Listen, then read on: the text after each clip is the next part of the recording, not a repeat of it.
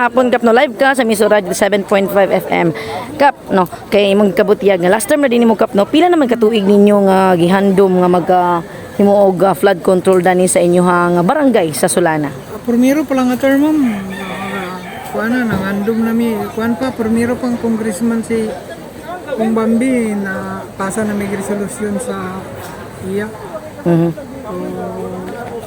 2022 man siguro ning kuan first 23.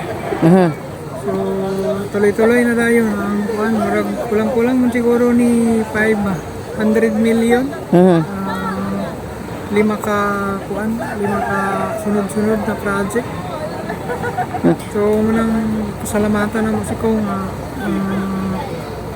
naluwas mo pud ang mga residente na mo diri kay kada baha jud diri ma'am.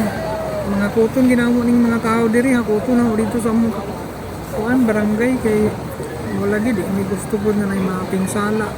Ako kay nga kuan kung kuan diri kung magbaha kay mo kuan sulod gid sa kabalayan. Okay. Las gani nga mga bagyo diri na mga 5 ka balay man siguro nga nang kuan jud pasahot. Karon so dako kay kalipay ang mga residente ko diri kay safety na sila kami pod nakuhaan na sad sa parabag ka ng panahon sa bagyo di nami mabalaka kay safety na ang among mga residente.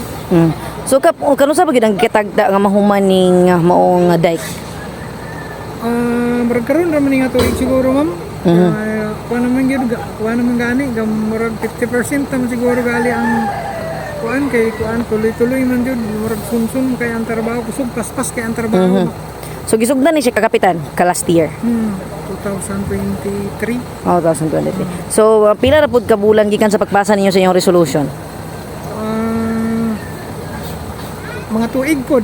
Tuig pod. Mga tuig pod. So kapitan no kap kanira gyud nga sitio ang kakabahaan.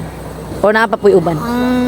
Kanira din niya pod nga porsyon. Kay dito rapit nga kuan wala okay ra man dito pod kay mabahaan man pero walay mga residente nga mga kumbaga maigo sa bagyo. So karon kapitan nung nabutangan na gid siya og dike unya naay mosulod nga mga mamumuhunan kon business dani abri ba pod ang inyohang barangay nga mudawat og mga business dani nga itukod. Open kay barangay mo kay siyempre makadugang pod sa kita sa barangay kuan pod dagan pod nga mga tao ang magbenepisyo labi na katong walay mga trabaho nga mga tao siyempre matagaan pod sa mga trabaho kay na may investment nga nisulod sa akong barangay. So kap no basta doon na po kay mensahe sa mga nagpaluyo para gyud nga nahatagan nagkatumanan ang inyong dike karon. So siguro gikan kang Congressman Bambi Imano dako na mo kasalamat gikan sa barangay council ug sa grupo pod sa DPWH. Dako pod ang among pasalamat kay kung wala pod ang taga DP di man pod ni mahitabo nga mga project.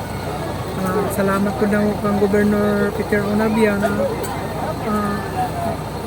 kuan po nga sa iyang term na hitabo ni nga mga projects sa among barangay. Daghang kay salamat kap. Thank you kap. Sad kaayo ma'am.